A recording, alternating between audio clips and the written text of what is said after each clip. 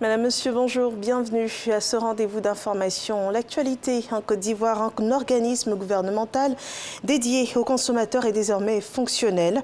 Le Conseil national de la consommation, une structure consultative officiellement créée en 2016 pour mieux assurer la protection des consommateurs et renforcer les capacités à défendre leurs intérêts. 32 membres composent ce conseil qui, près de 5 ans après sa création, a été installé hier par le ministre du Commerce. Les perturbations du réseau de distribution de l'électricité en Côte d'Ivoire étant causées par la baisse du niveau des eaux dans les barrages hydroélectriques, une autre piste de production d'électricité existe et elle est explorée.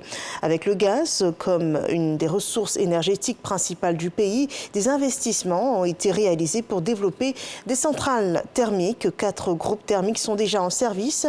Même si la production de gaz n'est pas suffisamment importante pour alimenter les centrales, ce système de production pourrait, avec des investissements plus importants, être une solution durable à la crise énergétique. Une opération d'adressage des rues du district d'Abidjan démarre bientôt. Le centre opérationnel chargé de la conduite de ce projet a été visité par le ministre Koné Bruno, ministre de la Construction, du Logement et de l'Urbanisme. Le compte-rendu de Cheikh Koné. C'est ici, à la centrale d'adressage du Bureau national d'études techniques et de développement BNET, que sera pilotée toute l'opération d'adressage des rues d'Abidjan.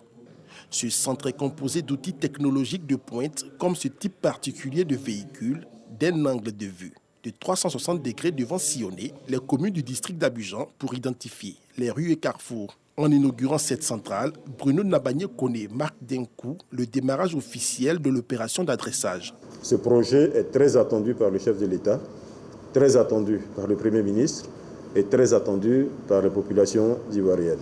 Pour ces raisons, nous attachons du prix à la réussite de ce projet d'adressage et nous nous donnerons les moyens de le réussir.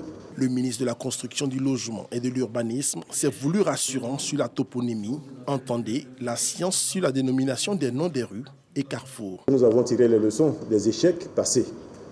Et parmi les raisons de ces échecs, il y avait le fait justement que la politique en matière de toponymie n'avait pas été bien construite. Vous avez pu voir des rues dénommées avec des chiffres et des lettres que personne en définitive ne retenait.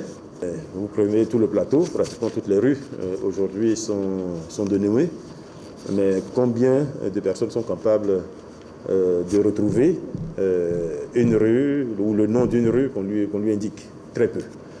Bon. Donc c'est tout cela qu'il faudra cette fois corriger.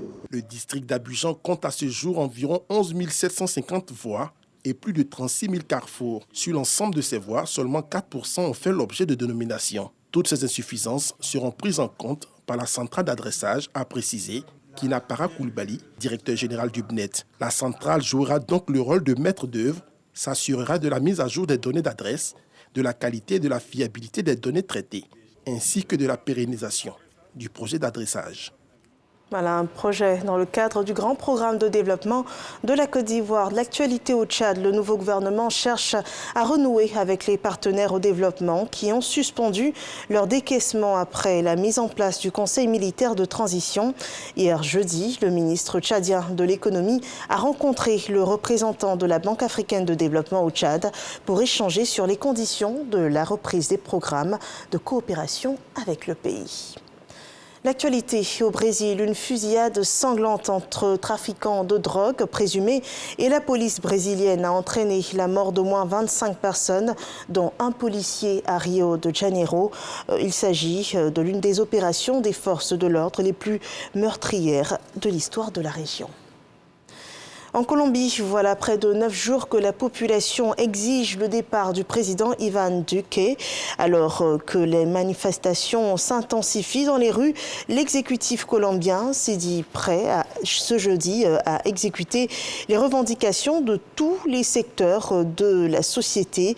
Les heurts entre opposants et policiers ont fait plus d'une vingtaine de morts et des centaines de blessés depuis le début de la mobilisation.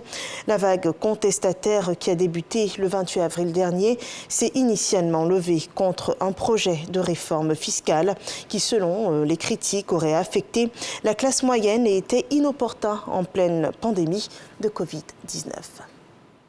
Voilà pour le tour de l'actualité de 10h. Merci de nous avoir suivis et rendez-vous à 13h pour le journal de la rédaction.